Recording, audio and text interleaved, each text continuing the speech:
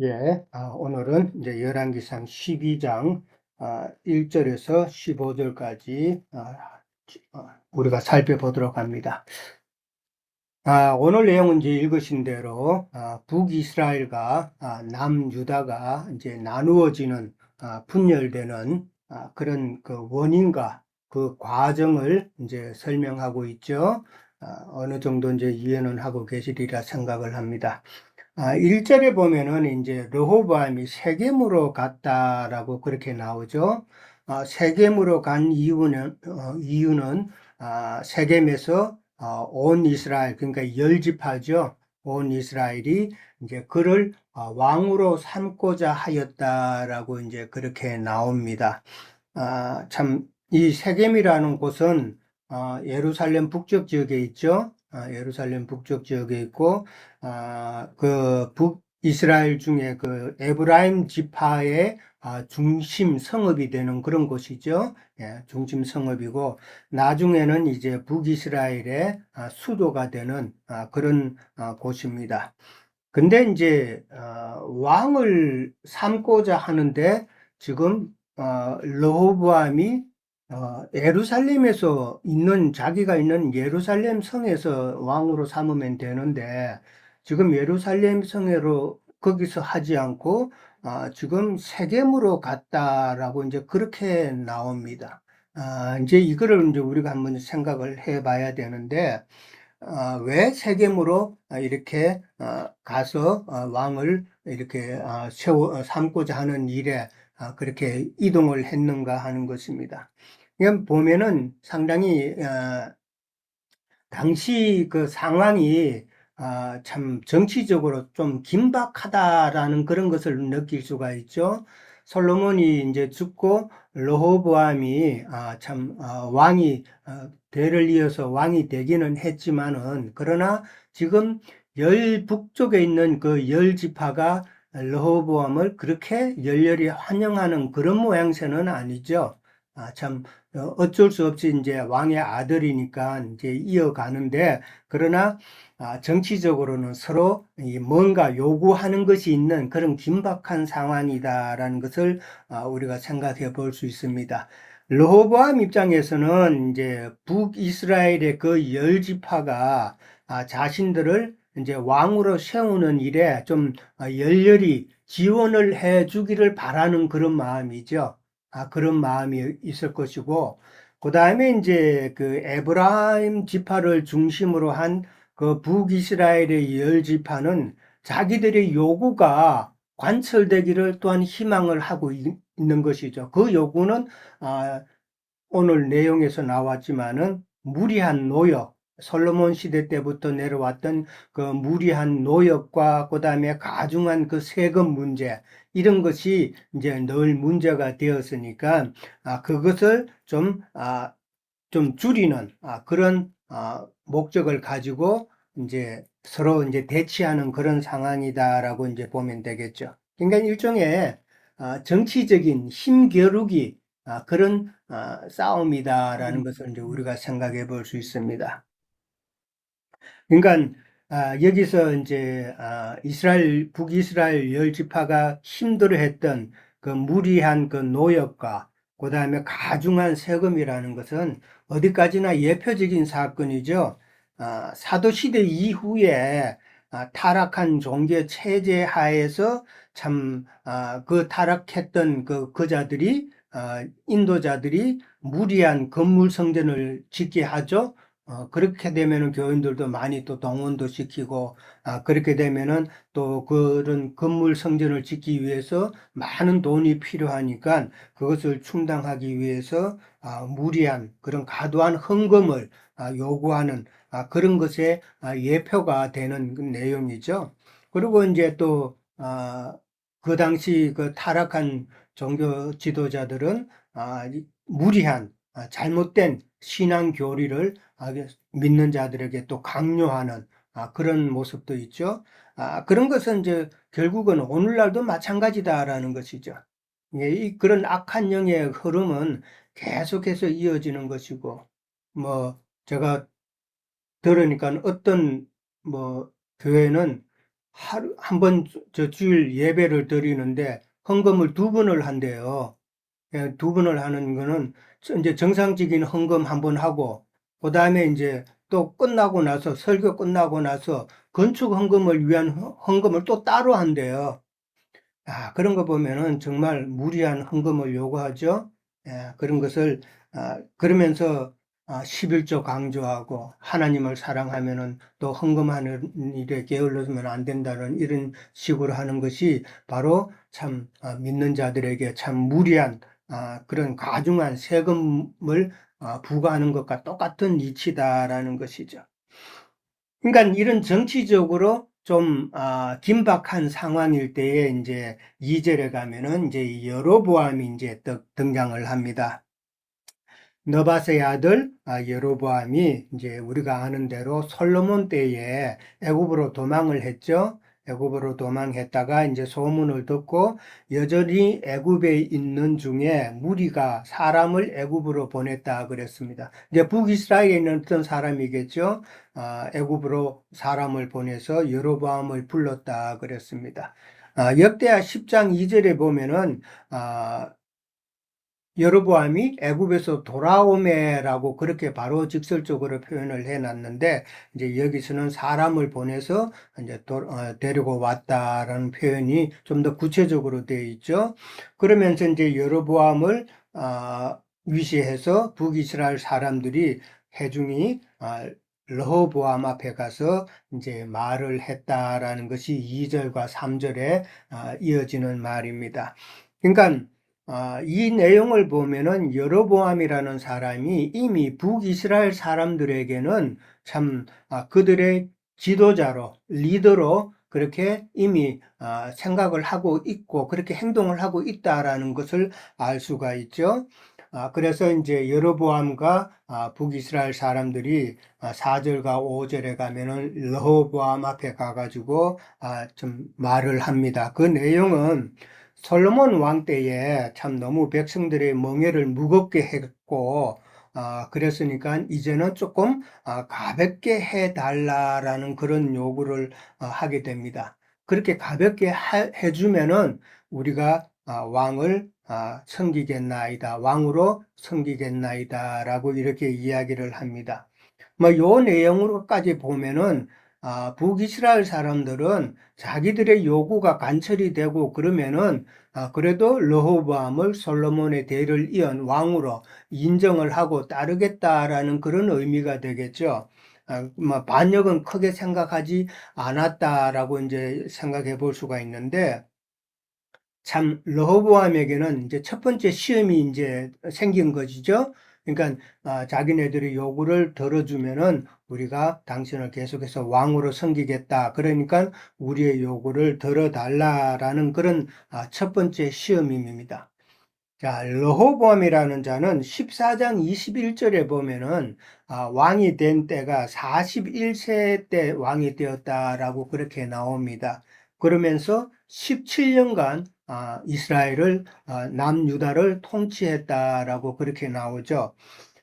41세 왕이 되었다라는 그 말은 우리가 또 생각해 보면은 솔로몬이 40년 동안 왕으로 있었잖아요. 그러니까 솔로몬이 왕이 되고 나서 계속해서 이제 르호보암이 41세 왕이 될 때까지 참 정말 부족한 건 하나도 모르고 너무나도 참 평안한 가운데서 하고 싶은 것 다 하면서 참 왕자로서 그런 삶을 살았겠죠.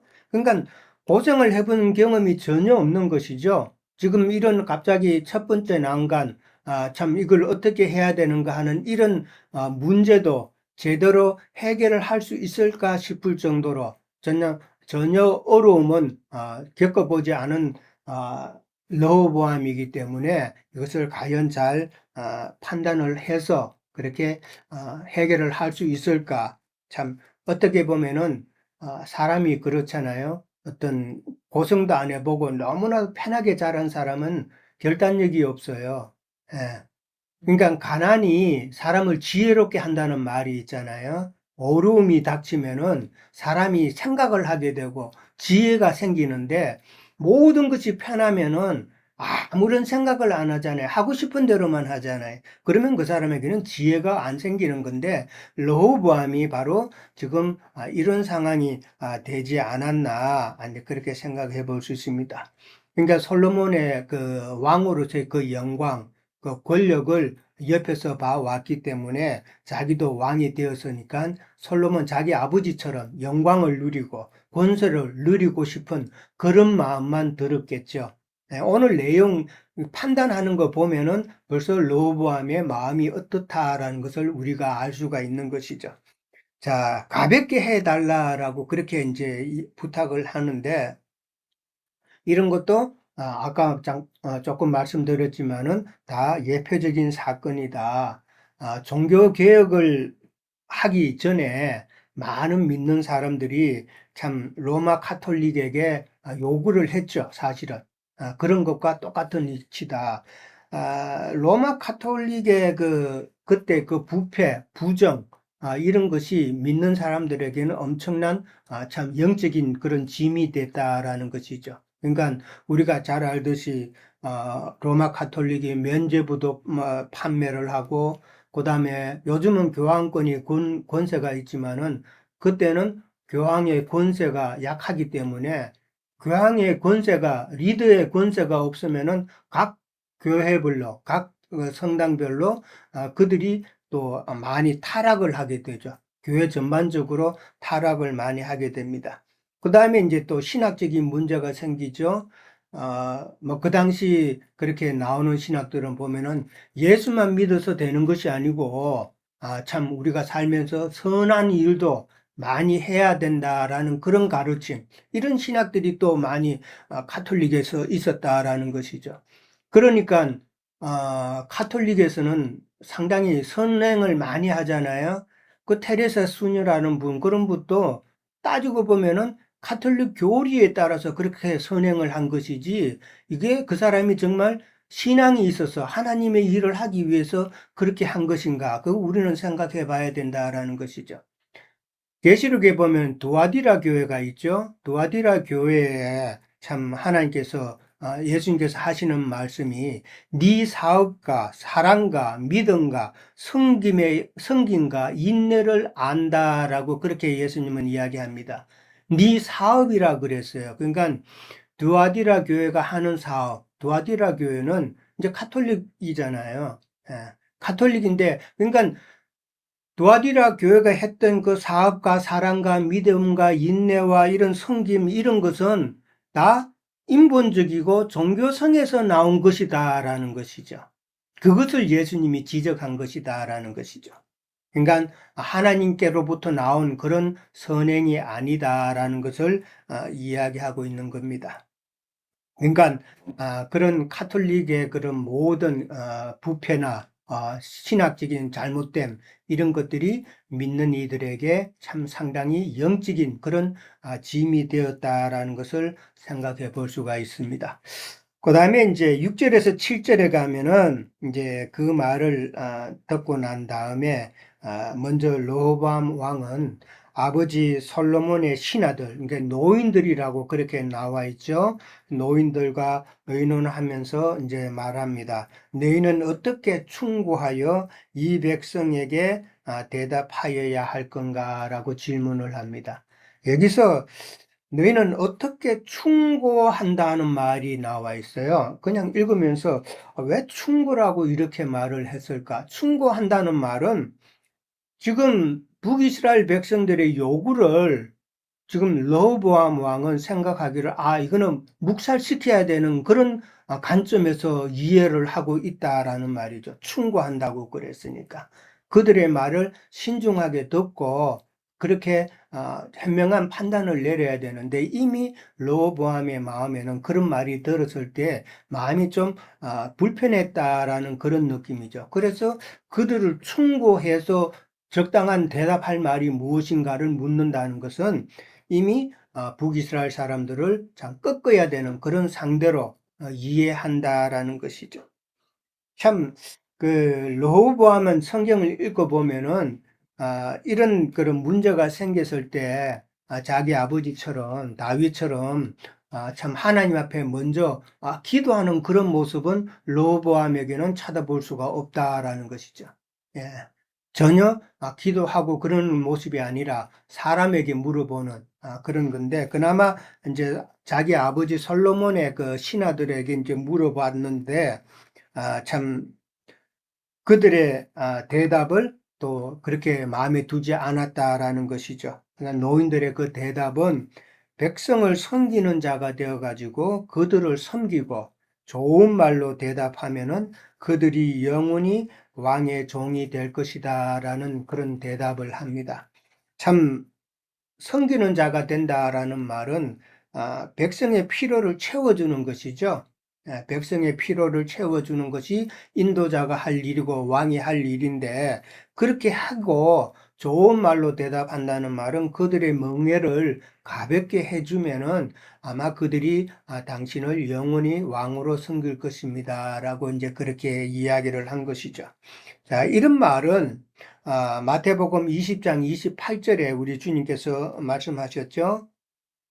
인자가 온 것은 섬김을 받으려 함이 아니요 섬기려 하고 자기 목숨을 많은 사람의 대속물로 주려 함이다라는 구절이 나옵니다.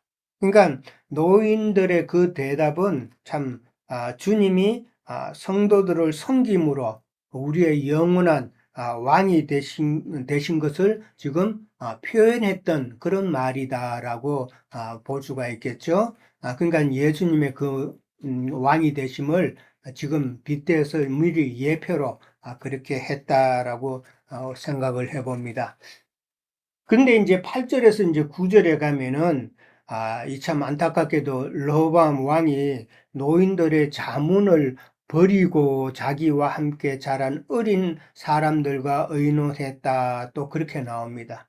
노인들의 자문을 버렸다라고 그렇게 나오죠. 이 버렸다라는 말은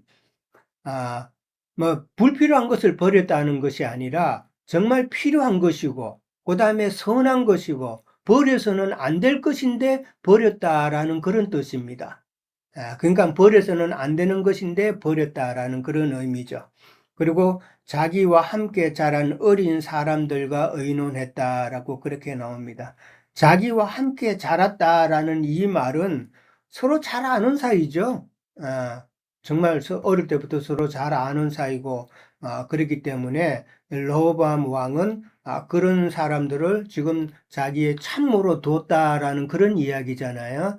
그런 자들을 참모로 두어가지고 그들에게 일을 맡겼다라는 것은 어떤 능력이나 어떤 성품이나 이런 것을 참조해서 참 자기에게 정말 유익한 사람을 세우는 것이 아니라 자기 사람을 등용했다라는 그런 이야기죠. 그러면은 그 함께 자란 사람들은 왕의 기분, 왕이 뭐를 좋아하고 뭐를 싫어하는 걸 너무나도 잘 알죠. 그러면은 왕의 기분을 맞추는 말만 하게 된다라는 것이죠. 뭐 소위 말하는 간신배가 되는 것이죠. 예, 참 너무나도 잘못된 그런 사람을 뽑으면은 그 정치는 완전히 망하잖아요. 한국에 뭐 누구하고 비슷하게 닮았던데 똑 닮았어요. 내용을 보니까. 자, 그만큼 사람이 중요한데 잘못된 사람을 자기의 참모로 그렇게 했다라는 것이죠. 여기서 이제 너희는 어떻게 자문하여 이 백성에게 대답하게 하겠느냐라고 이제 르호보암 왕이 어린 사람들에게 그렇게 질문을 합니다. 그러니까 여기도 보세요. 너희는 어떻게 자문을 하겠느냐? 그러니까 왕한테 지금 어떻게 자문을 하겠느냐라고 이렇게 묻습니다. 그러니까 르호보암 왕은 지금 자기가 듣고 싶은 말만 듣겠다는 그런 의지죠. 예. 듣고 싶은 말만 너희들이 나한테 해봐라 이 말이다 말이에요.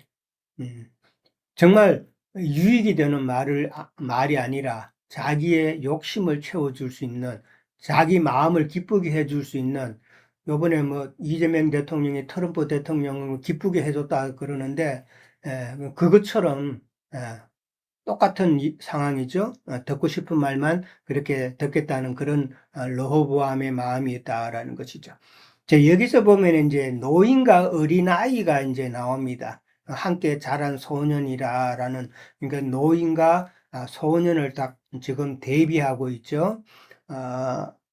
상식적으로도 노인과 어린아이라 그러면은 한쪽은 경험이 많고 참 지혜로운 자죠. 성경에도 노인은 지혜롭다라고 그렇게 표현되어 있으니까 경험이 많고 지혜로운 자이지만은, 그러나 소년이라고 하면은 아직 좀 경험도 부족하고 그러다 보니까 지혜도 부족한 그런 사람을 서로 대비한다라고 볼 수 있는데, 우리가 또 한 영적인 의미로 생각해 보면은 노인이라고 그러면은 솔로몬의 신하였으니까 영적인 계시를 알려줄 수 있는 그런 자다라고 생각해 볼 수가 있겠죠. 하나님의 영적인 그 계시의 뜻이, 말씀이 무언가를 그래도 가르쳐 줄 수 있는 자를 노인이라고 본다면은, 이 소년이라는 자는 영적 계시가 없는, 다만 여러 가지 신학 지식이나 교리나 이런 것으로 가르침을 줄 수 있는 자다라는 것으로 서로 대비를 하고 있다라는 것이죠. 그러니까 우리가 영적 의미로 그렇게 생각을 해보면은 이해가 될 것 같습니다. 그 다음에 이제 10절에서 11절에 가면은 함께 자란 그 소년들의 대답이 나오죠. 제안이 나옵니다. 참 그들이 말하기를, 이 백성들이 솔로몬은 멍에를 무겁게 하였으나 왕은 가볍게 하라고 부탁을 하지만은, 왕은 대답하기를, 내 새끼손가락이 내 아버지의 허리보다 굵으니 이제 나는 너희 멍에를 더욱 무겁게 하고, 내 아버지는 채찍으로 너희를 참 징계하였지만은 나는 정갈 채찍으로 너희를 징계할 것이다 라고 그렇게 말을 하라고 조언을 합니다. 참 너무나도 참 예상 밖의 그런 대답이죠. 여기 보면 내 새끼손가락이 내 아버지의 허리보다 굵다라고 그렇게 이야기합니다. 새끼손가락은 우리의 그 인체 중에 그래도 제일 가는 부분 중에 하나죠. 뭐 새끼손가락보다 더 가는 데가 있을까요? 제일 가는 그런 부분인데, 그 다음에 이제 내 아버지 허리보다 굵다라는 말은, 이제 허리는 제일 굵은 부분이잖아요. 사람의 신체 중에. 뭐 허리가 제일 굵은데 배둘레까지 합치면은 상당히 크죠. 예. 근데 이제 한국에는 그렇게 허리가 굵은 사람이 많지는 않지만은 미국 오면은 엄청 많습니다. 미국 사람들 보셨죠? 그냥 정말 상상이 안 가요. 그런 분들 둘레는 엄청 큽니다. 하여가 한번 와서 보세요. 아마 우리 나행제님은 보셨을 거예요. 자, 이 말은 자기 아버지 솔로몬보다도 자기가 훨씬 더 강하다라는 그런 의미죠. 자기 아버지보다도 내가 훨씬 강하다라는 그런 내용인데, 이런 말을 소년들이 했다라는 것은 참 르호보암의 마음을 너무나도 잘 알고 있다라는 것을 알 수가 있어요. 지금 르호보암은 자기 아버지 솔로몬이 했던 그 왕의 치적을 다 알고 있잖아요. 자기가 지금 대리를 해서 왕이 되었지만은 아버지처럼 그렇게 지혜롭지도 못하고 참 영광스러운 그런 왕으로서의 그 지금을 못할 게 뻔히 알잖아요. 그렇기 때문에 그런 부분에 있어서는 늘 심적 부담을 갖고 있었을 거라는 것이죠. 그런 것을 이 소년들이 너무나도 잘 알았기 때문에 참 아첨하는 말로 이렇게 자기 아버지의 허리보다도 더 굵다라는 이런 표현을 하면서 정말 아첨의 극치를 이루는 그런 말이잖아요. 그렇게 이야기를 합니다. 그러면서 또 나는 정갈 채찍으로 너희를 징계할 것이다 라고 그렇게 이야기합니다. 이 정갈이라는 것은 독이 있는 채찍이잖아요.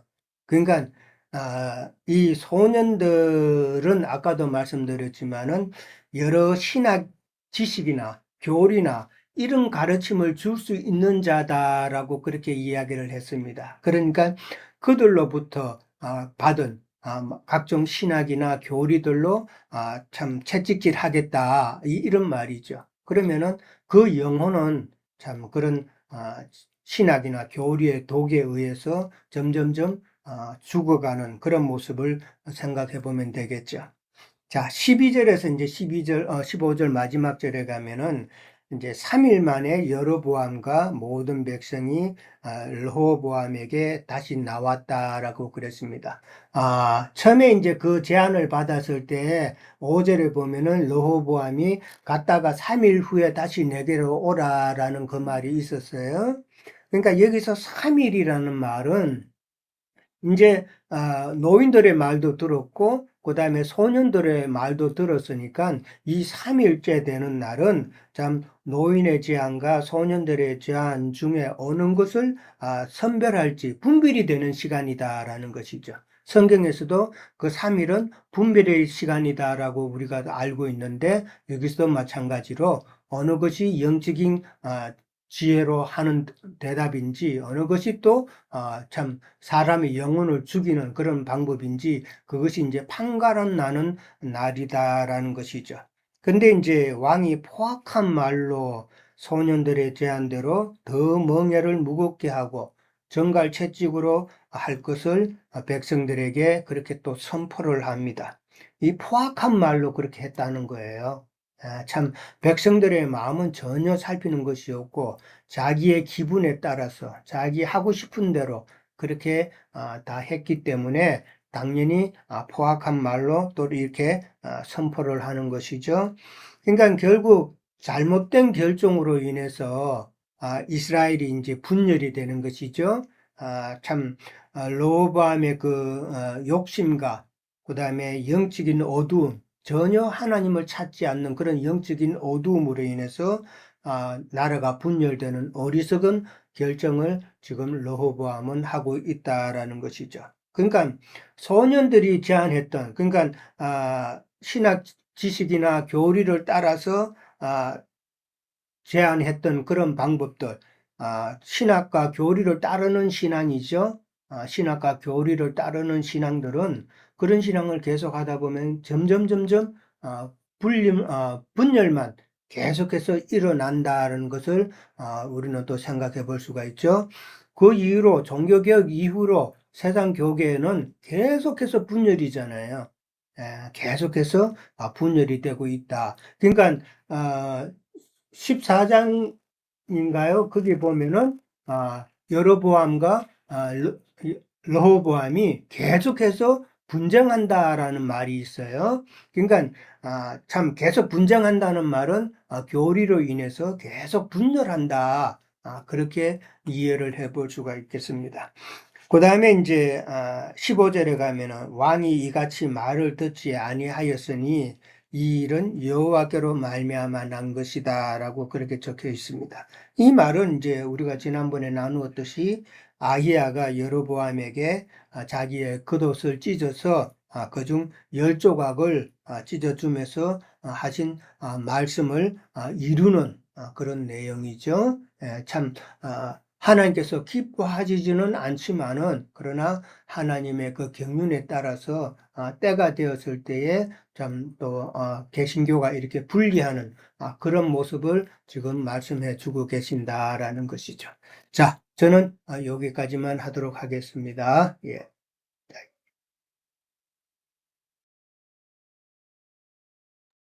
네, 형제님 수고하셨습니다. 네, 뭐 같은 이해와 같은 그 말씀에 대한 그 정보가 뭐 같은 흐름이라고 봅니다. 그래서 우리가 뭐 저는 그 전에 그 여로보암과 느호보암을 이렇게 읽으면서 어떻게 이름도 뭐 비슷하면서도 이렇게 두 왕이 에, 남국과 북국으로 나눠가지고 이렇게 같이 이렇게 타락하는 걸 이루나 하는 생각이 의문이 많이 있었어요. 그래서 이제 뭐 보면은 그래서 이게 그 이스라엘의 두 딸이라고 이제 뭐 선지자 아, 그 계시들을 통해서 이렇게 증언하는 걸 많이 듣죠. 그래서 그 구약 시대 이스라엘은 남유다, 북이스라엘은 하나님께서 이렇게 두 딸로 상징을 해서 이런구나. 그래서 그 두 딸은 영적인 두 딸은 이제 신약 시대에도 이방 나라에서도 뭐 우리 형제님 많이 증거해 주셨지만 천주교와 개신교로 이렇게 나눠지죠. 그래서 보면은 뭐 참 그런 것들을 포괄적으로 이해한 상태에서 성경을 보면 우리가 많은 것들이 하나님의 경륜이나 운영하시는 이런 것들을 많이 보죠. 잠언서 30장 15절에 보면은 거머리에게는 두 딸이 있어 다오다오 하느니라 족한 줄을 알지 못하여 족하다 하지 않은 것은 뭐 이렇게 얘기를 하고 있는데 이 신앙인들의 이 상태를 얼마나 이렇게 잘 솔로 아굴의 잠언이죠. 아굴의 잠언인데 이렇게 잘 얘기를 하고 있는지 이런 말들이 이해가 되면은 이 종교 체계가 에, 정말 그 어떤 영들에 이렇게 잡혀서 그 체계를 이루고 있는지 또 한편에서는 이걸 바벨론이라고도 얘기하고 혼잡하다 뭐 이렇게 얘기하고 그런 그 또 주님은 이제 복음서에서 보면은 뭐 아이벤자와 어린이에게는 화가 있다 이렇게 얘기를 했단 말이에요. 월드세는 뭐그 어린 심령, 영적으로 어린 심령들은 참 이렇게 또 좋아하시면서 또 어느 곳에서는 영적인 어린 그런 것들이 에, 장성한 분량을 못 이룬 사람들의 그런 그 경고들이 이렇게 많이 나오고 있죠. 그래서 고린도전서 3장 2장에는 젖 먹는 자들에 대한 얘기가 이제 바울 사도를 통해서 이렇게 증거가 되고 있고 그래서 또그 히브리서 5장 12절을 한번 보겠습니다. 예, 히브리서 5장 12절.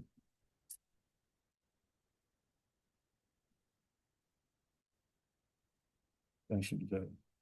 너희가 때가 오래되었으므로 너희가 마땅히 선생이 되어야 할 텐데 너희가 다시 하나님의 말씀에 초보에 대해 누구에게 가서 가르침을 받아야 할 처지이니 단단한 음식은 못 먹고 젖이나 먹어야 할 자가 되었도다. 이는 젖을 먹는 자마다 어린아이니 의의 말씀을 경험하지 못한 자요. 단단한 음식은 장성한 자의 것이니 그들은 지각을 사용함으로 연단을 받아 선악을 분별하는 자들이다.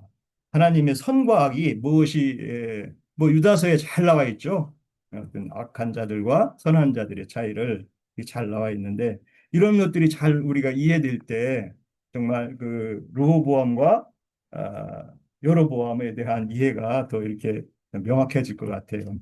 그 보암이라는 뜻이 이제 그 백성이라는 뭐 암이라는 뜻인데 그게 이제 뭐 백성들 위에 이렇게 많은 백성이 오니까 이렇게 변질돼 가는 사람들을 상징하는데 이것은 그 백성 위에서는 니골라 당에 대한 어떤 그 초기의 어떤 형태라고 봐요.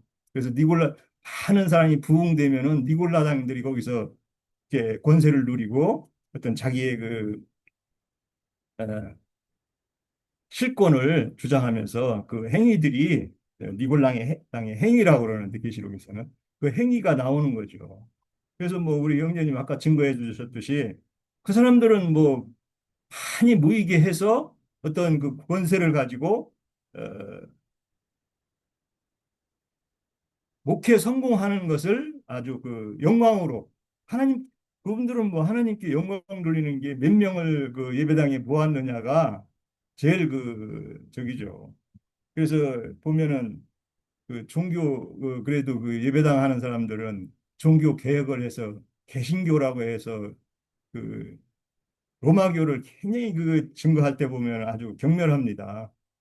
근데 사실은 오히려 두 번째 딸이 된 작은 딸이 더 음행이 더 심하다는 것을 또 알아야 되는데 왜냐하면 로마교는 그래도 그냥 그 상태에서 머물러 있지만 이 개혁했다는 개신교 무리들은 더 아주 그 무리가 더 많아지면서 더 아주 극하게 그냥 뭐 종교개혁을 1600년대, 16세기 정도에 이제 했다고 그러는데 500년인데 결국은 뭐 거의 500년에 가까운데 너무 이렇게 타락을 했다는 거죠. 뭐 우리가 가끔 이게 이제 종교 개혁한 사람들을 저는 이제 얘기하면서 종교 개혁은 했지만 그 개혁이 그 옛날 그 로마교에 있던 것들이 또 이렇게 침탈돼 있고 또 진리 방면에서는 또 부족하지 않냐 이렇게 얘기하면은 우리가 종교 개혁을 해갖고 이렇게 응? 신앙을 잘 하고 있는데 예수님을 잘 섬기고 있는데 무슨 소리냐 이런 소리를 많이 들었어요. 근데 개혁을 해서 뭐 그 개혁 자체가 나쁘다는 건 아니지만 사실은 개혁했다는 그 예배당 사람들의 그 신앙 상태를 보면은 어린 아이들만 있죠. 어린 아이들만. 정말 아까 제가 그 히브리서나 또 고린도서에 있어서 바울이 얘기하는 단단한 음식을 먹는 이런 단계로 나아가야 된다는 얘기를 하면은 전혀 이해를 못 해요.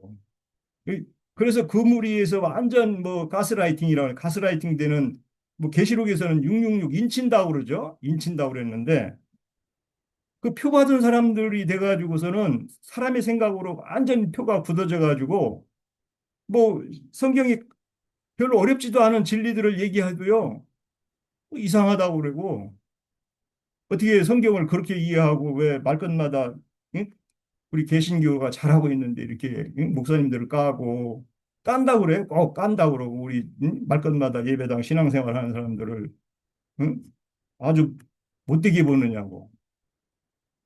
아니 그런 게 못된 게 있으면 거기서 나오면 되는데 그쪽에 있는 사람들은 그거를 자기 모독으로 느낀다는 거예요. 그래서 사실 저도 말은 좀 조심스럽더라고요. 그쪽에 있는 분들한테 전도할 때 이런 진리를 이렇게 얘기해주면 그래? 그게 그러한가? 베레아 사람처럼 이렇게 얘기를 하는 게 아니고 자기들을 모독한다고는 걸로 받아들인다는 거예요. 그분들의 얘기를 들어보니까 그래. 계속 얘기를 왜 그렇게 불쾌하게 생각하고 진리를 얘기하면은 불편하냐 그랬더니 그게 그렇다는 거예요. 그래서 창세기의 가인의 길과 아벨의 길이 가인의 그런 신앙이다 그러면 아주 그 불쾌감을 느낀다는 거예요. 자기네가 어떻게 우리가 하는 게 가인의 길의 신앙이냐고. 그럼 네가 하는 거는 아벨의 신앙이냐.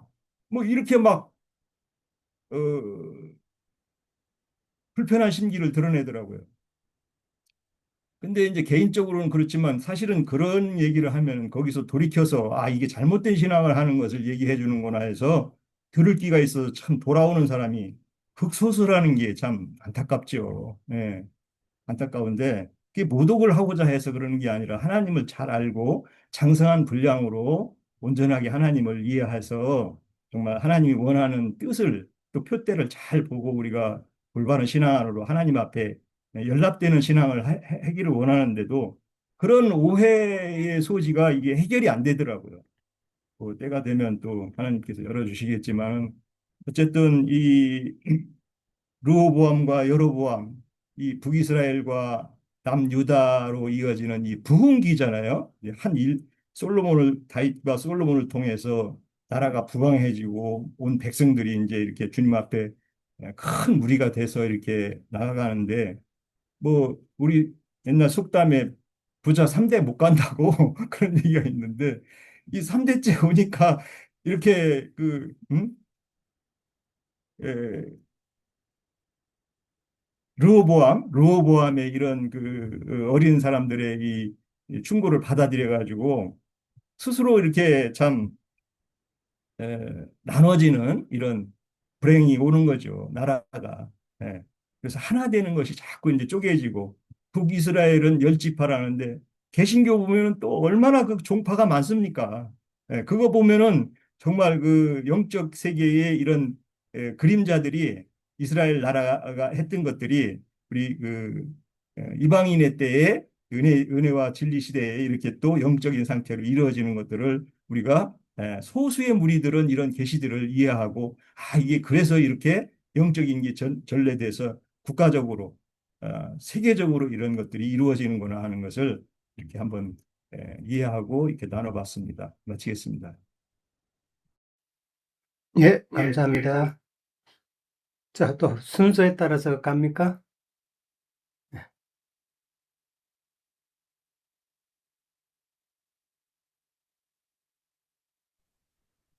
네, 요즘에 경제님 강론에서도 그러고 뭐 이 가스라이팅이라는 소리를 많이 이제 듣게 되는데 이게 어디에서 기원됐는가 해서 이제 한번 찾아봤더만 이게 1944년도 영화에서 나온 이야기더라고요. 가스등이라는 영화에서 남편이 그 아내의 재산을 이렇게 탐해가지고 이 아내를 이렇게 심리적으로 완전히 이렇게 예, 자신이 이렇게 인식하는 것들을 어, 이거는 잘못된 거야라는 식으로 이렇게 계속 이렇게 주입시켜가지고 그렇게 하는 것을 이제 이렇게 말하는 것 같아요. 금방 좀 찾아봤어요. 음, 오늘날도 이제 이렇게 많은 이야기들 중에서 보면 이제 가짜 뉴스, 뭐 유튜브 이런 것들을 이렇게 보면 이제 진보 쪽의 유튜브를 보는 사람들과 이렇게 거구 쪽에 이렇게 유튜브 보는 사람들의 어떤 그 간격은 거의 메워지기가 어려울 정도로 그래서 예전에 이제 같이 우리가 신앙을 했던 분 중에 한 분도 어느 날 이렇게 이야기해 보니까 뭐 나 요즘에 저기 한남동 나가 뭐 이래서 왜 거기 나가요 했더만 거기 뭔 일이 있어서 거기 나간다고 그러면서 그러더라고. 그래가지고 내가 이분이 이런 생각을 가졌는가 미처 몰랐었어요. 그래서 음, 사람은 이제 자기가 이렇게 받는 정보에 따라서 전혀 다른 어떤 그런 이해를 가지는데 오늘도 보면 이제 그 로보암이라는 사람이 그 아버지 때에 같이 이렇게 함께 했던 그 여기서 늙은이라고 이렇게 늙은 신하들의 어떤 조언을 이렇게 채택하지 않고 자신과 함께 했던 젊은 그 이들의 어떤 조언을 이렇게 들어서 이렇게 채택하는 것을 보면 어, 스스로 이제 로보암 자신도 그 아버지 때부터 솔로몬, 로보암 다 자신들은 그 조상 그 다윗에 의해서 이렇게 이루어졌던 어떤 그 영하에 이렇게 그 그늘막에 이렇게 거하는 어떤 그런 사람들이기 때문에 스스로 이렇게 큰 고생이나 뭐 이런 것들을 해보지 않은 것 때문에 이제 이런 어떤 결정을 하게 되는 것 같아요. 그래서 이제 사람들도 보면은 뭐 성선설이다, 선악설이다 뭐 이런 거에 따라서 사람을 이렇게 볼 때 좀 기본적으로 호의적으로 보는 사람이 있는가 하면 사람을 아주 이렇게 부정적으로 이렇게 보는 사람들이 있기 때문에 이제 그런 것들도 좀 영향이 있겠죠.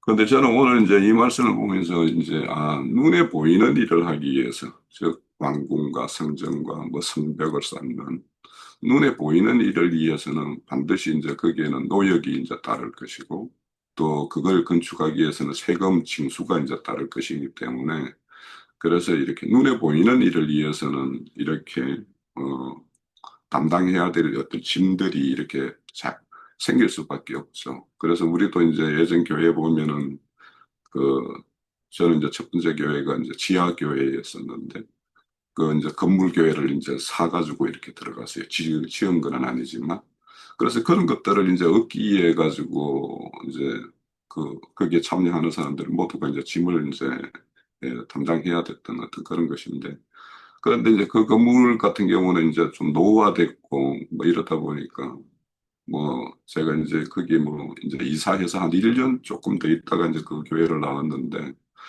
뭐 이사하자마자 이거 건물 이제 리모델링 이야기가 이제 바로 이제 주제가 돼가지고 막 이런단 말이죠.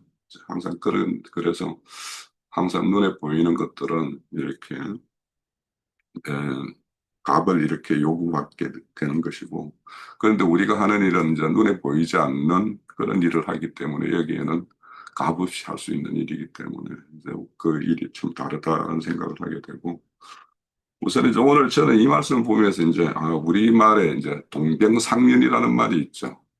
그래서 같은 병을 알아본 사람들은 서로 이렇게 가볍게 여긴다.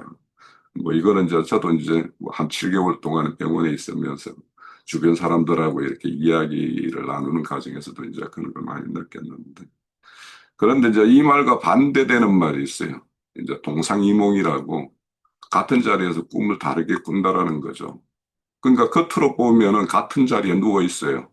그래서 이제 이거를 이제 일상으로 본다라면 겉으로 보이는 행동은 같이 취하는데 속 내심은 서로 다른 거죠. 그래서 이제 그런 것들을 이제 말하는데 그래서 오늘 이제 이 말씀을 보면서 이제 동명상련이라는 거 이런 것들은 결국에는 아까 이제 형제님 말씀 중에서도 그 고난을 겪어보지 않고 몸소 뭔가 이렇게 짐을 메어보지 않은 사람이면 그 어떤 고난과 짐을 통해서 이렇게 교훈이 없기 때문에 그래서 이제 이런 일을 행할 수 있다라고 생각이 들고 우리 그 시편에도 보면은 이제 그 고난 당하기 전에는 내가 그릇 행하였다라고 이렇게 말씀을 하면서 이제는 내가 주의 말을 이제 지키나이다 이렇게 말씀을 해요. 그러니까 사실 이제 그 우리가 이렇게 하나님과의 상관없이 살았던 어떤 사람들이 하나님과 연을 맺게 되면 그 상관없이 살았던 그것은 대부분은 이제 하나님의 어떤 뜻에 대적하는 것이니까 그것을 이렇게 내려놓게 하기 위해서는 다른 길을 요구하기 때문에 그래서 이제 그 그런 것을 이제 깨우치고 그렇게 인도하기 위해서는 우리에게 이제 고난이 이렇게 허락되고 하는 것인데 그래서 다윗 자신도 하나님으로부터 이제 기름 부음을 받았지만 하나님의 어떤 쓰임에 이렇게 합당한 이렇게 그릇이 되는 데에는 그런 어떤 고난을 통해서 이렇게 만들어진 것이죠. 그렇게 다윗에게 그렇게 충성하고 그 아들 때까지 이렇게 충성했던 그 노인 늙은이라고 이렇게 소개되는데 우리 디모데전서에 보면은 그 5장에 보면 늙은 가부와 젊은 가부가 나와요. 그 젊은 가부와 늙은 가부의 어떤 차이는 뭐냐 하면 늙은 가부를 창가부를 하는데 이 사람들은 다시 이렇게 다른 남편을 찾아갈 가능성이 없는 자들을 이렇게 말하는 거예요, 결국에는. 그리고 이제 젊은 가부는 언제든지 이제 다른 좋은 남편이 있으면 항상 이렇게 떠날 준비가 돼 있는 가부를 이제 거기서는 젊은 가부라고 하죠. 그러면 지금까지 그 다윗 때, 아버지 때, 솔로몬 때, 이제 그 아들인 르호보암에 이렇게 대를 이어서 이렇게 충성하는 어떤 그런 신하들이 있다라면, 그들은 그, 그 다윗 왕국의 어떤 계속적인 어떤 번영과 유지, 이거에 대한 어떤 일념일 것인데, 젊은 이렇게 가부들은 항상 이 남편보다 저 남편이 좋은 남편이 있으면 찾아갈 어떤 그런 준비가 되어 있단 말이에요. 그러다 보니까 이제 자신들의 어떤 혈기나 뜻이나 뭐 이런 것으로 더 이렇게 더 굳건하게 왕국을 세울 수 있을 것이다라는 생각이 이제 앞섰겠죠. 그러다 보니까 이렇게 그 왕이나 그 충고하는 젊은 어, 친구들이나 이렇게 조언하는 것들이 더 잘할 수 있다라고 이렇게 부추기는 어떤 그런 것을 볼 수가 있어요. 그런데 이제 오늘 이 말씀에 보면 이제 주님은 이 땅에 오셔가지고 짐진 자들에게 짐을 내려놓게 하기 위해서 이렇게 오셨는데 그와 반대로 행하는 것이 이제 로보암인 것을 우리가 좀 알 수가 있고 또 이제 사도들도 바울 사도도 이제 갈라디아서 6장에 보면 너희들이 서로 짐을 나누어지라고 이렇게 말씀을 했어요. 그래서 그 짐을 나누어지는 것이 그리스도의 법을 이렇게 성취하는 것이다라고 그랬어요.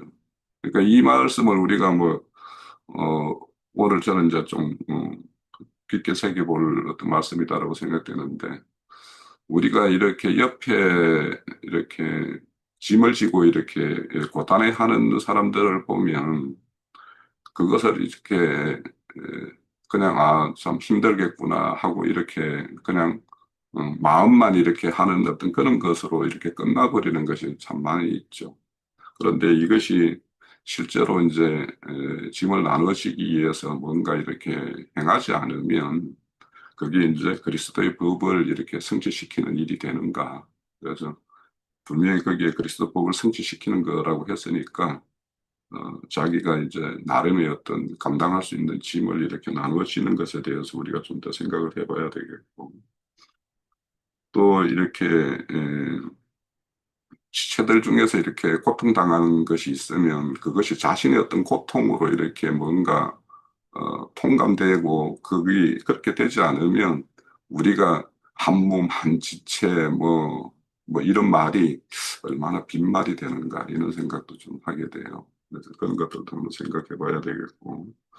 그래서 이런 고통만이 아니라, 그래서 이런 짐을 나누어지는 것만이 아니라 또 이렇게 기쁜 일이 있으면 서로 기뻐하라고 그랬어요. 그러니까 이렇게 고통은 나누면 가벼워진다고 그랬고, 이렇게 기쁨은 나누면 더 커진다고 그랬으니까 그런 것들에 따라서 오늘 이렇게 무지하게 이렇게 로보암이 이렇게 젊은 혈기로 행하는 어떤 이거와 또 이것저것을 다 경험한 그 아버지 때의 어떤 그 신하들이 이렇게 충원하는 내용을 우리가 잘 이렇게 새겨서 우리가 이렇게 교회 이름에 있어서도 이제 이런 것들을 좀 이렇게 좀 새겨보면 우리가 할 일들이 있겠고, 지금까지 나의 부족한 것들이 있었는데 그것을 또 내가 어떻게 채워야 되겠다 하는 마음도 이렇게 한번 새겨볼 수 있는 그런 기회가 아닌가 싶습니다. 예. 예, 감사합니다. 혹시 제가, 또 다른 지체분들? 예, 안자매님? 예. 네, 제가 조금 딱 그 한 구절만 인용을 할게요. 그, 들리죠? 들려요, 형제님? 예, 잘 들려요. 그, 15절에 보면 왕이 이같이 백성의 말을 듣지 아니하였으니 이 일은 여호와께로 말미암아 난 것이라. 여호와께서 전에 실로아 사람 아이야로 느바세 아들 여로보암에게 하신 말씀을 이루게 하심이라 했을 때 이미 이거는 주님이 작정을 하시고 르호보암을 이렇게 좀 죽이기로 한 것 같아요. 거기 보면은 11장에서 이렇게 보면은 11장 11절에 보면 여호와께서 솔로몬에게 말씀하시되 내게 이러한 일이 있었고 또 내가 내 언약과 내가 내게 명령한 법도를 지키지 아니하였으니 내가 반드시 이 나라를 내게서 빼앗아 내 신하에게 주리라. 그러나 내 아버지 다윗을 위하여는 내 세대에는 그러니까 솔로몬 세대에는 이 일을 행하지 아니하고 내 아들 르호보암의 손에서 빼앗는다고 여기 이제 이미 하셨잖아요. 그랬던 말씀을 이제 12장에 와서 이제 그걸 이루려고 하는 단계에서 이 모든 것들이 지금 다 뒤집어진 거잖아요. 그 14절에 보면 어린 사람들의 자문을 따라 했을 때 그 어린 것은 굉장히 이거 생각 자체가 좌우를 분별하지 못하는 상태예요. 어리다는 것은. 그 요나서에서 보면 좌우를 분별하지 못하는 12만 명이 있다고 했거든요.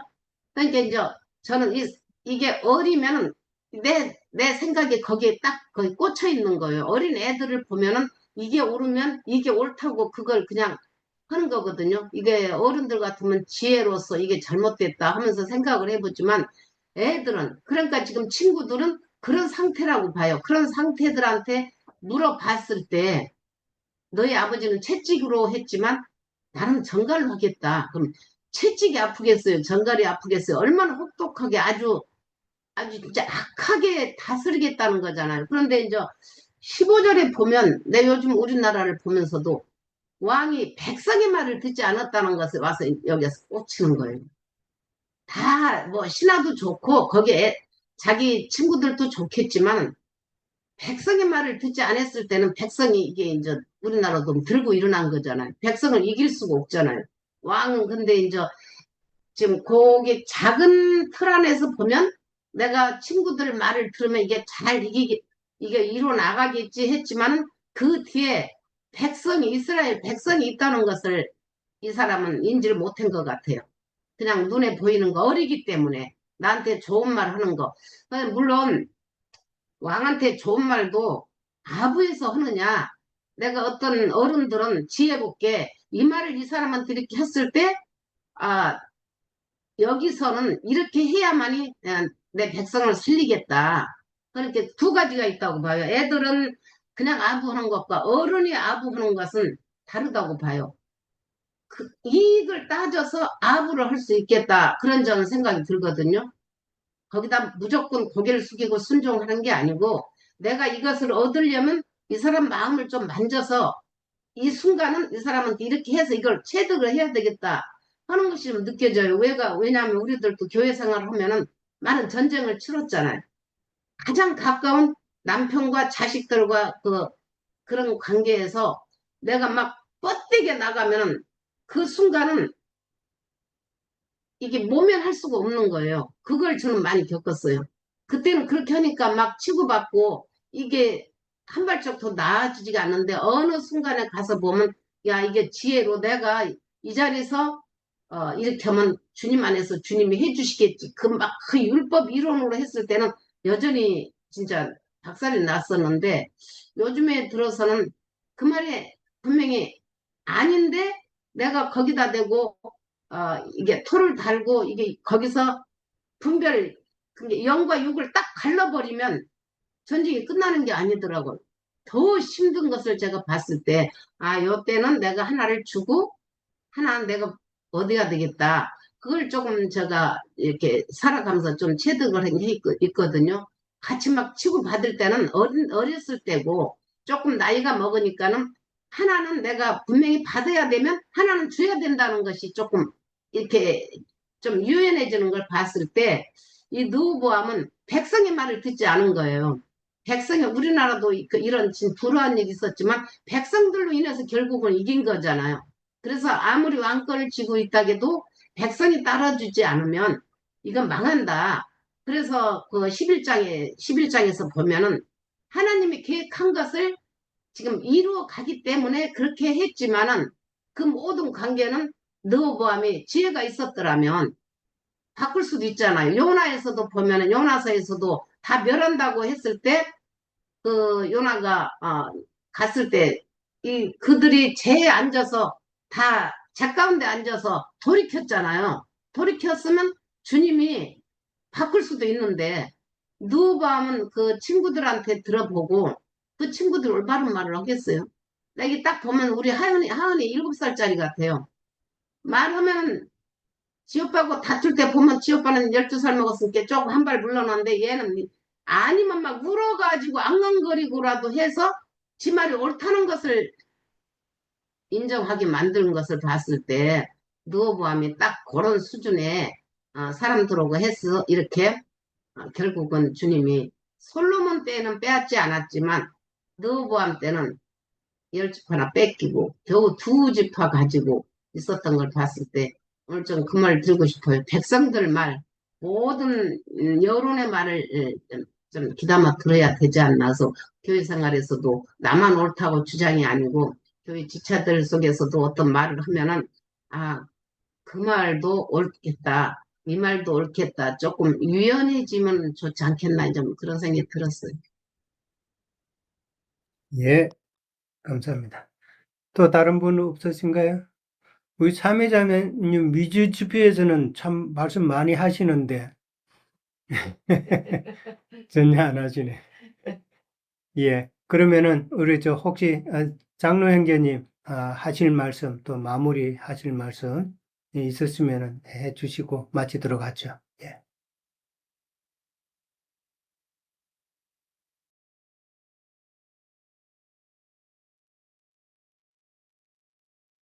그러한에도 우리 삼례자매가 그 가끔씩에 툭툭 그 미주 집회에서 던지는 이야기를 들어보면 참 여선지자가 따로 없네. 내가 이제 속으로 그러면서 듣는데 이런 집회도 좀 우리 지체들 자유롭게들 다들 많이들 참여를 했으면 하는 그런 바람이에요. 왜냐하면 주님은 몇 사람을 세우는 것이 주님이 교회를 세우는 게 아니라 몸을 고르게 하시는 일을 하시기 때문에 우리 형제 자매님들이 집회가 있으면 그, 그 깨달음을 주실 때 우리 안장회처럼 이렇게 담대하게 뭐 스스로 없잖아요. 뭐, 얼마든지 교제에 참여를 하고 다들 귀담아서 듣고 교훈으로 받고 이런 집회를 세웠으면 하는 게 내 바람이에요. 자, 이제 내가 메모를 한 뭐 6가지 이렇게 했는데 뭐 우리 지체들이 다 한 이야기네요. 보니까 다 똑같이. 에, 제일 중요한 것은 그 존갈채찍이라는 용어에 대한 설명이 좀 필요한 것 같아요. 음, 존갈채찍이라는 말은 그 채찍을 여러 갈래 줄로 이렇게 만드는데 한 줄로만 만드는 게 아니고 그 여러 갈래 줄 중간에 낚싯바늘 같은 쇠꼬챙이를 이렇게 쭉 매달아 놓는 그런 채찍을 전갈채찍이라고 그러는 거예요. 예, 그것은 참 무지막지한 그 인간들이 혹독한 형벌 도구죠. 그런 걸 보면 인간같이 뭐라 그럴까 악랄하고 뭐 그 악독한 짐승이 없어요.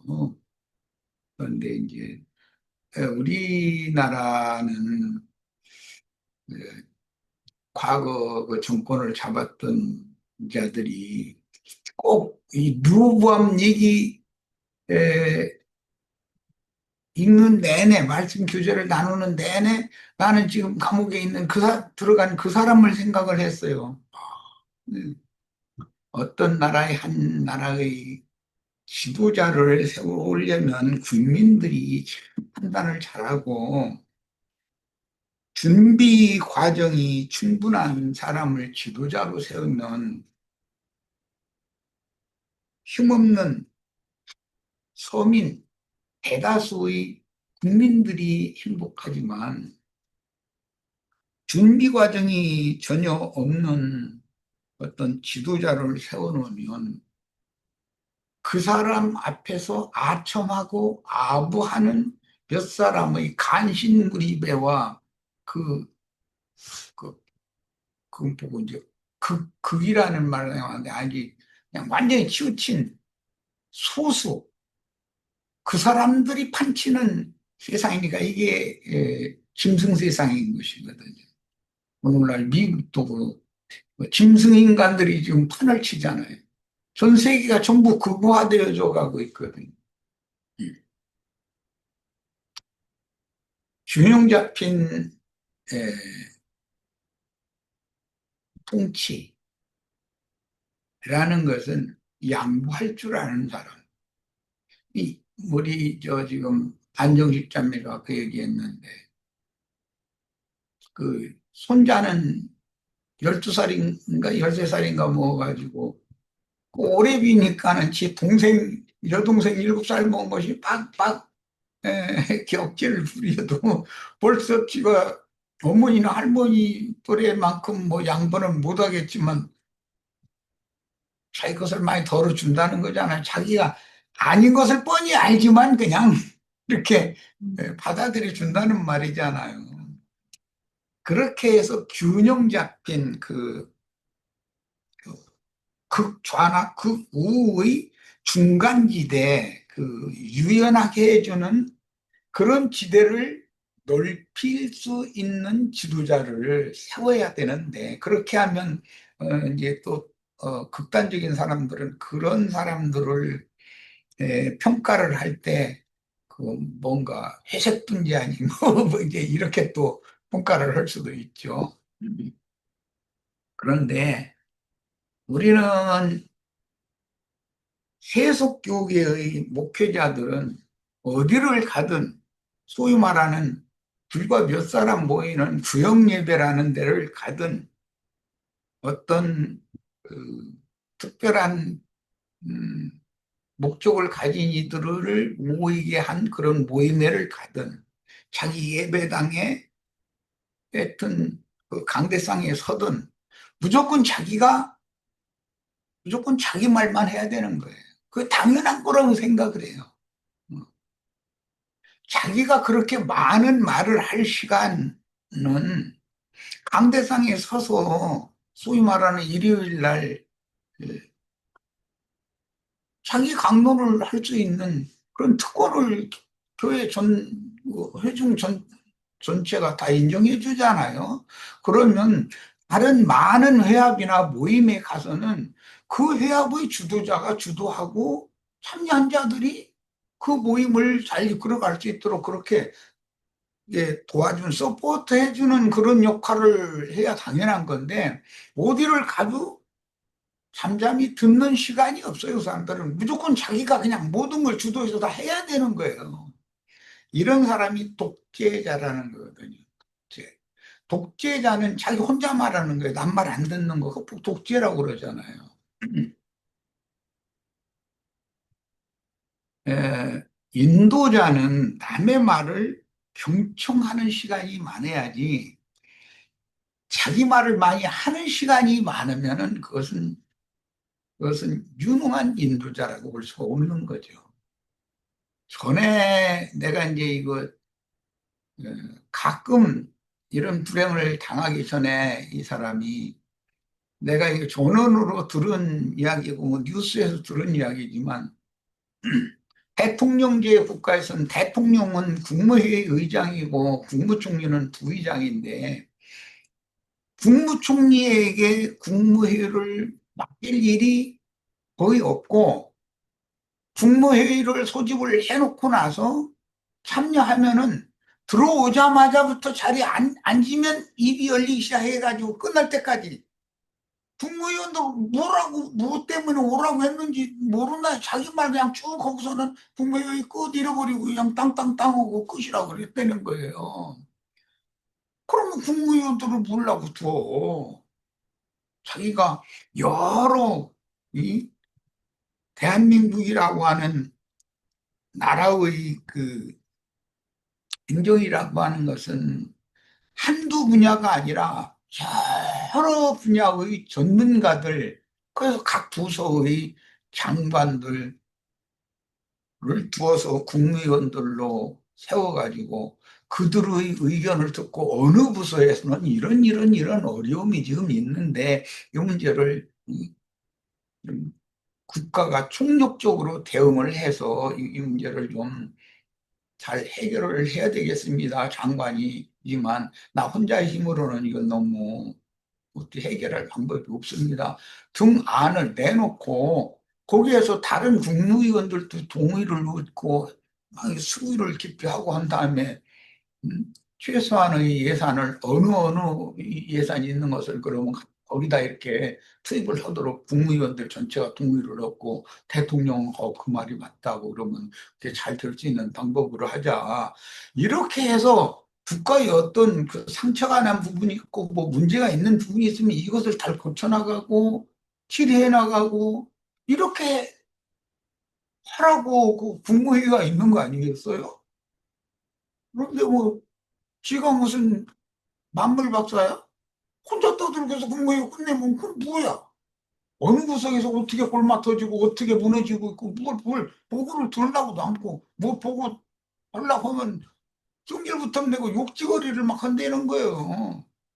국가 지도자라는 자가 장관한테 막 욕지거리하고 이 새끼 저 새끼 뭐 이러고 그럼 나 같으면 더러워서 장관 안 해. 에이 그 자리에서 사표 딱 내던지고 에이 나 더러워서 장관 안 하겠다고 나 그러고 나가. 그런데 그 밑에서 이 새끼 저 새끼 소리 들어가면서 지 소리도 못하고 그 장관이라고 하고 명패 붙이고 그 월급 타고 그러고 참 사람들이나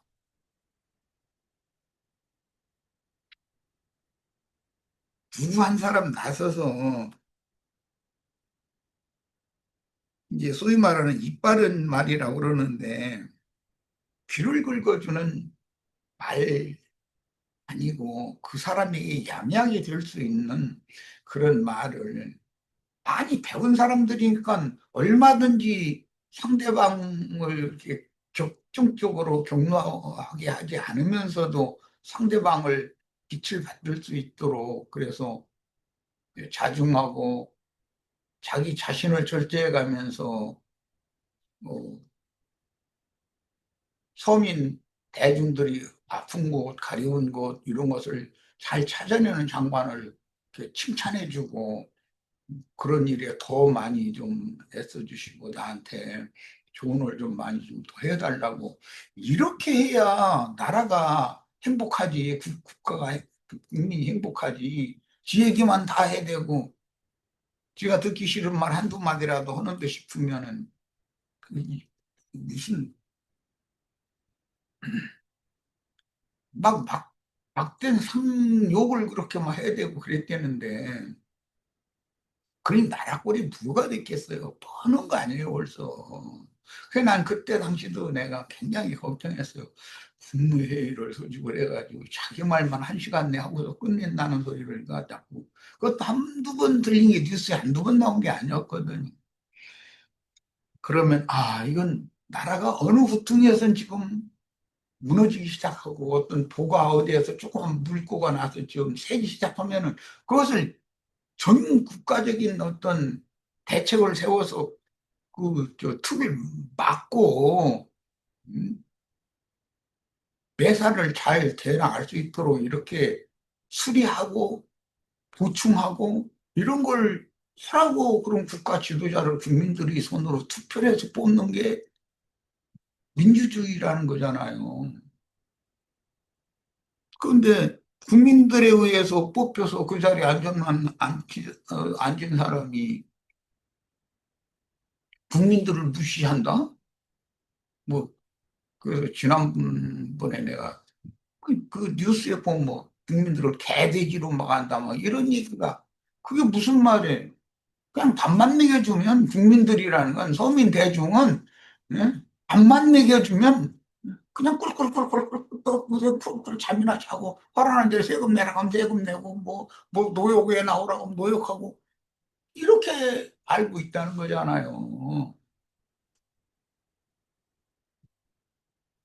이게 바로 르호보암이었는데 르호보암이라는 사람은 그 아비 솔로몬이 잘못될 때 르호보암이라는 사람이 태동하게 되는 원인을 누적시켰다. 솔로몬이 평생에 그가 왕도를 하는 기간 동안에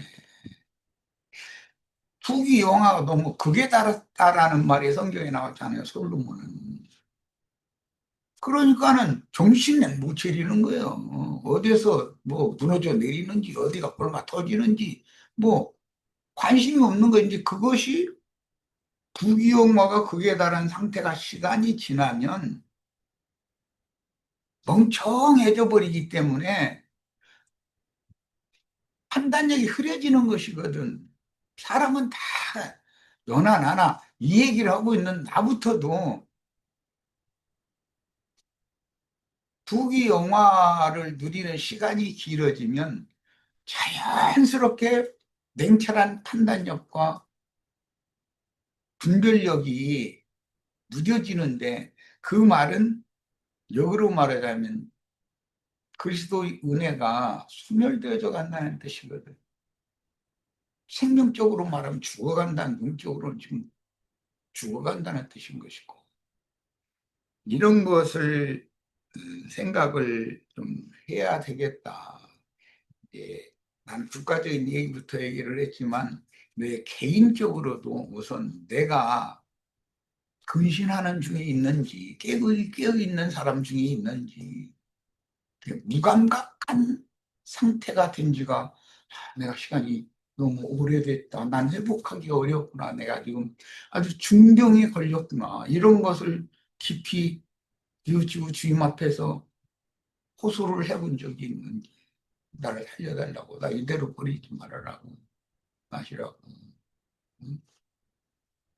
잠언서 3장 7절로 8절 스스로 지혜롭게 여기지 말지어다 여호와를 경외하며 악을 떠날지어다 이것이 네 몸에 양약이 되어 네 골수를 윤택하게 하리라 그랬어요.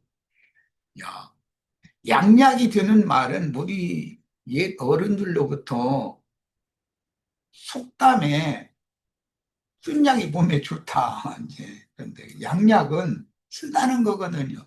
이게 귀에 들을 때 거부하고 싶은 말, 내 속에서 듣기 싫어하는 그런 말을 들려주는 사람을 자꾸 내치기 시작하면 전부 아첨하고 아부하는 사람만 그 주위를 딱 2겹, 3겹으로 진을 쳐버리기 때문에 양약이 될 수 있는 말을 들을 기회가 스스로 차단했기 때문에 그럼 자기 자신 안에 이게 우물한 개구리로 딱 갇혀버리는 그런 결과가 오는데, 예, 내 개인은 가정은 내가 어떻게 잘 이끌어가며 또 내가 속한 어떤 무리나 단체는 내가 어떻게 이끌어가며 특히 교회를 내가 어떻게 인도를 해가며 이런 것들을 이런 말씀을 통해서 좀 교훈을 받았으면 한다. 지혜로운 혀가 양약과 같다라는 말도 있어요. 그 잠언서에 보면 이처럼 예, 뭔가 연로한 사람들 이 사람들 말을 르호보암은 무시했다는 거잖아요. 자기 어릴 때부터 그냥 예, 예, 왕궁에서 왕자로 자랄 때 그 친구들 그런 사람들을 중용해서 쓰고 예, 국가의 아버지 태에 아버지와 함께 동력해서 성전도 세우고 왕궁도 세우고 그분들이 그 국가의 그 중심들이 솔로몬의 뜻을 받들어서 국민들을 잘 설득하고 국민들을 이해시켜주고 했기 때문에 솔로몬이 그런 부귀영화를 누릴 수가 있었던 것이지 솔로몬이 그런 다윗이 길러낸 중심들 그들의 도움을 받지 못했다면 그런 큰일을 해낼 수가 없는 것이거든요. 솔로몬이 지가 무슨 능력이 있어서 성전을 세우고 왕궁도 세우고 그러겠어요. 국민들이 불만은 폭주하게 마련인 건데 세금만이 내라고 그러면은 좋아하는 국민이 어디가 있을 것이며 날마다 노역에 나오라고 그러고 혼자 뭐 10,000원 주기로 약속해 놓고 나중에는 9,800원으로 시작하던 200원, 300원 갖다 나중에는 8,000원까지 내려가고 밥값은 계속 뭐 올라가 버리고 이런 세상이 돼버리면 나라가 뒤집어지지 그게 백성들이 들고 일어나지 가만히 있을 리가 있어요. 솔로몬이 그렇게 그런 큰 일을 할 수 있었던 것은 솔로몬이 지혜롭고 똑똑해서 그런 것이 아니에요. 그 아버지가 길러놓은 신하들이 솔로몬을 잘 동역을 해서 국민들을 그 백성들을 다 잘 안돈시키고 어떤 불만을 잘게 예, 뭐랄까 위안해주고 해결해주고 했기 때문에 무리 없이 그런 큰 공사도 다 해낼 수 있는 거잖아요. 이런 것을 생각을 해야 되는데 로브암이라는 이 사람은 오늘날 북한 김정은이와 같이 이게 준비가 되어 있지 않은 지도자다 이거예요. 대다수의 국민들이 서민들이 어떤 형편에 처해 있는지 이것을 더 깊이 생각하고 고통받는 소시민의 그런 많은 문제들을 어떻게 빨리 조금이라도 더 개선시키고 이것을 좋게 해결을 할까 이런 것을 생각하는 사람이 지도자가 되어야 되는 것이지 루호암 같이 이렇게 인생 경륜이 너무 없는 거예요. 아마 왕궁에서 왕자로 자랐으니까 세상적인 학문은 공부를 많이 했겠죠. 우리나라 뭐 이시조선 이런 때는 제학 그 대제학이라고 그래가지고 가장 경륜도 인생 경륜도 많고 학문도 조예가 깊고 한 그 사람을 대부분 이제 그 왕의 장인어른 경제인데 왕자로 말하면 외조부지 그 왕 다음 왕으로 이제 등극을 시켜야 되기 때문에 그 수련 공부를 시키는 사람이잖아요. 그 사람을 만약에 내가 뭐 대제학이었다면 나가서 노동하고 가서 너 노동 한 푼짝 받아가지고 너 스스로 한번 살아봐라. 그것을 시키지 나는 뭐 앉아서 하늘천 따지나 가르치고 뭐 뭐 수학 대학 가르치고 그렇게만은 하지는 않았을 것 같아요. 그건 뭐 당연히 이제 겸하에 가르쳐야 되는 문제인데 세상 뭐 최고 경지까지 이르도록 가르쳐야 되는데 그것만 가르쳐서는 뭐 하겠냐 이거예요. 나가서 몸으로 때워서 땀 흘려가면서 지 스스로 분발해 해보고 서민으로 윤정하고도 나가서 아무도 눈치 못 채게 하고 너 노동 현장에 가서 노동해가 주는 품삯 가지고 네 스스로 한번 사는 방법을 연구해봐라. 내가 만약에 왕자 교육시키는 그 중책을 맡은 만약에 대신이라면 난 그렇게 훈련시켰을 것 같아. 왕이 알면 난리, 그 왕뿐 아니라 왕후가 알면 난리랑 나겠지. 그런데 그렇게 했어야 나라가 튼튼하니까 하는 말이에요. 그런데 얘기가 길어지네. 고려시대에 문신 정권이 잘 아시는 삼국사에 쓴 김부식이라는 사람 잘 아시죠? 우리 음? 중고등학교 때 역사책에서 다 배웠을 거예요. 삼국사기, 삼국유사 이런 것은 김부식이라는 사람 잘 아시잖아요. 그 사람이 인기가 자꾸 높아지니까 왕을 뽑히라는 게 너무 이제 엉망이 된 상태인데 그 김부식의 그 자식이 그 김돈중이라는 자죠. 나 이름도 안 잊어먹어. 어릴 때 배운 역사 이야기인데. 그 사람이 그 정중부라고 하는 군대 장관의 수염 잘라가지고 태우는 짓을 했다는 게 역사에 나오잖아요. 무신을 그렇게 무시를 한 거죠. 글줄이나 읽은 사람들이 주의세상이다 해가지고.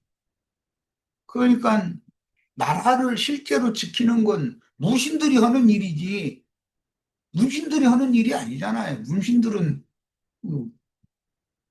왕 앞에서 왕 앞에 그 아부나 떨고 이렇게 해서 나라를 지금 엉망으로 도롱통이로 몰고 가면서 문신들이 볼 때는 이 나라가 곤무러 저 무신들이 볼 때는 이 적국이 이 금수족이라고 하던 만주족들이 지금 세력을 키워가고 있고 이게 위험이 굉장히 고도화되어지고 있는데 그거에 대한 대비는 하나도 않고 그 붙건만 잘 놀리면 뭐 해결이 다 되는 줄 알고 이러고 앉았고 칼도 쓸 줄 알아야 되는 거 아니야. 붙어 써야 되지만 양면이 다 균형이 잡혀야 되는 건데 그러니까는 문신 정권이 너무 타락하니까 무신들이 들고 일어나가지고 정변을 무신정변이라는 걸 일으켜가지고 고려조가 그게 무신정권으로 넘어갔는데 이런 게 우리나라 현대사회는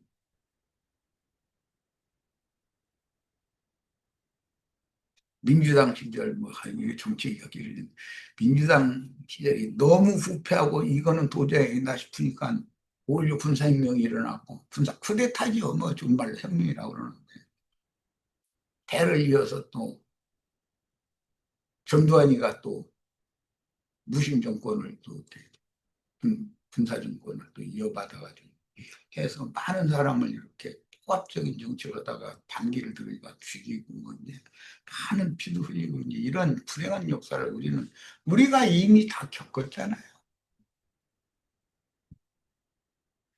그런데 이처럼 무신 정권은 반드시 그때 3대인가 가서 다 무너져 버렸었죠.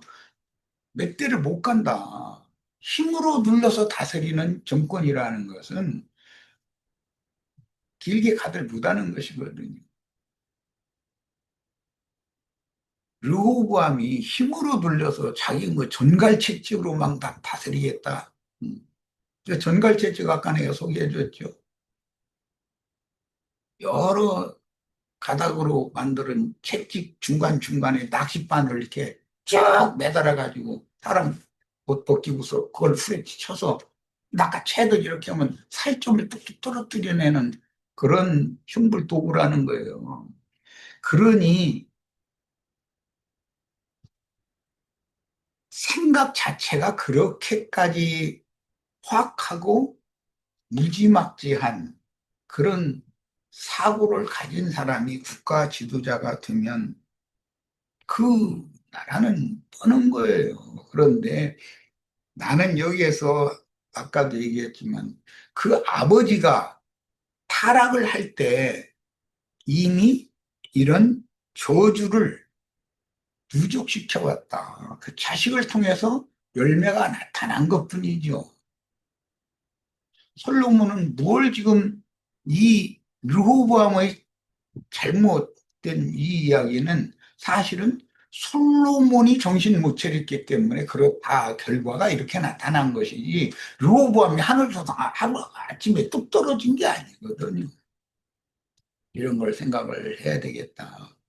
예, 개인적으로는 아버지로서 나의 자녀손을 내가 어떻게 양육하고 그 다음에 단체 생활에서는 장이면 장의 자격이 있어야 된다. 예, 인생사에서도 인생의 경륜이라는 것이 세상 학문이 아무리 높아도 인생 경륜이라는 것을 무시하면 안 된다. 양면이 다 필요하다. 학문을 무시해도 안 되죠. 학문이 세상을 이렇게 밝게 만드는 역할을 하니까. 그러나 오늘 우리들은 이런 걸 통해서 특히 이제 세상사에만 관계되는 얘기를 주로 내가 많이 했는데 교회 생활에 우리 형제 자매들이 잘 이걸 적용을 하시기를 바라요. 인도하는 형제들은 지체들이 더 한 사람이라도 더 오늘 나누는 말씀에 더 많이 참여하고 함께 나누고 할 수 있도록 이렇게 문호를 좀 개방해주고 넓혀주고 그렇게 하시기를 바라고 나보다는 우리 형제 선배님들이 더 모든 면에서 앞서가고 낫다고 난 보고 있으니까 앞으로는 많은 사람들도 좀 묻고 모든 사람들을 빛 가운데로 이렇게 인도해주는 그런 일에 본인은 헌신하고 희생하고 자신이 자꾸 드러나려고 하면은 아무것도 안 되는 거니까 더 많은 지체들이 좀 더 앞서고 더 많이 드러날 수 있도록 이렇게 좀 역할을 잘 해줬으면 하는 그런 바람입니다. 마침 제가 말이 많아졌습니다. 할 얘기가 많아 이런 얘기를 들으면